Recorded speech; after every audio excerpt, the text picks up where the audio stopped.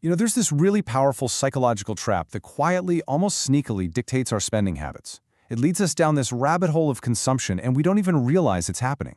It's a hidden force, and it has a name: the Diderot Effect. So, tell me if this sounds familiar. You buy a new couch, and suddenly your old coffee table and rug just look, well, shabby. Or maybe you get a new smartphone, and now you feel like you have to get the matching watch and earbuds. That exact feeling? That's the Diderot Effect in action, and it has a truly fascinating origin story. All right, to get this, we've got to go back to 18th century France and meet a philosopher named Denis Diderot. Now, for most of his life, this guy was brilliant but pretty poor. He was actually the co-founder of the Great French Encyclopedia. But then, one day, a single, unexpected gift changed everything for him. This quote just captures the whole paradox perfectly, doesn't it? Diderot even wrote an entire essay about this experience, called Regrets on Parting with My Old Dressing Gown. It's this powerful warning about how a shiny new possession can, ironically, end up possessing you. So here's how it all went down. Back in 1765, Catherine the Great of Russia bought Diderot's entire library, which gave him this sudden windfall of cash. So, what's one of the first things he does? He replaces his beloved, comfy old gown with this luxurious scarlet robe. But the new robe was so fancy it made everything else in his study, his simple straw chair, his wooden desk, look totally cheap and out of place. This kicked off a whole cascade of upgrades until he was surrounded by luxury, but was, funnily enough, unhappily in debt. Now, Diderot's story isn't just some historical anecdote. No, it actually reveals a predictable psychological pattern that affects all of us. It's this deep-seated need for all our stuff to tell a coherent, consistent story about who we are. And the key concept here is something an anthropologist named Grant McCracken later called Diderot unity. The idea is that our belongings, they aren't just a random pile of items. They work together as this interconnected set, a unity that reflects our identity. And when one piece of that set doesn't fit, we feel this powerful nagging urge to restore the harmony. So this whole process usually happens in 3 steps. It all starts with what's called a departure purchase, that one new thing that's just a little bit nicer than everything else.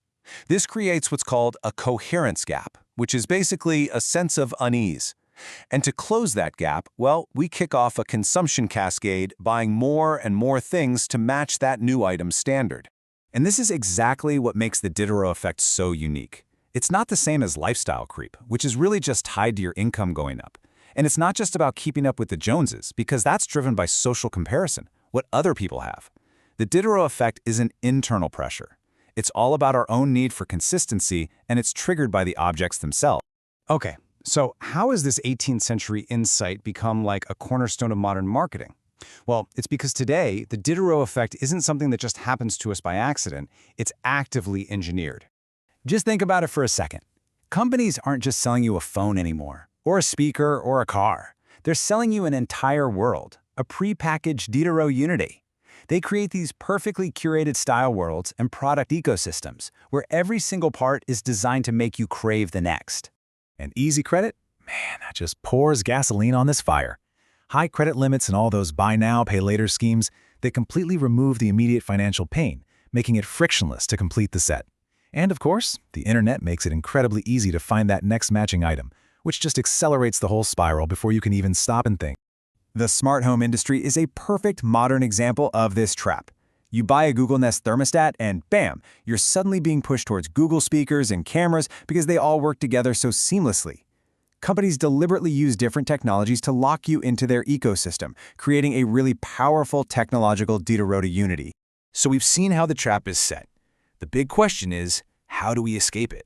How do we regain control and become the master of our things, instead of the other way around? The solution isn't about vowing to never buy anything new ever again. It's about being intentional. It's about understanding the spiral before it even begins and consciously deciding how a new item actually fits into the life you already have. Honestly, the single most powerful strategy is to simply reduce your exposure to the triggers in the first place. If you don't see the ad, you won't feel the craving. It's that simple. Unsubscribe from all those marketing emails. Change your environment. Meet your friends for a walk in the park instead of at the mall. You're basically designing your environment for success. Now, beyond just avoiding triggers, you can adopt some specific behavioral rules. The buy one, give one rule is great. It maintains a sort of equilibrium in your home. A 1-month fast from any non-essential buying can be a fantastic way to reset your habits. And this last one, The pre-mortem technique is really fascinating. Before you buy, you actually imagine that the purchase leads to regret, and then you work backwards to figure out why. These are real strategies to build more mindful consumption habits. So I'll just leave you with this question to think about. What's the potential scarlet robe in your life right now?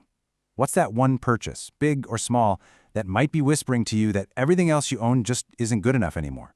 Because recognizing it, well, that's the first step to breaking its power.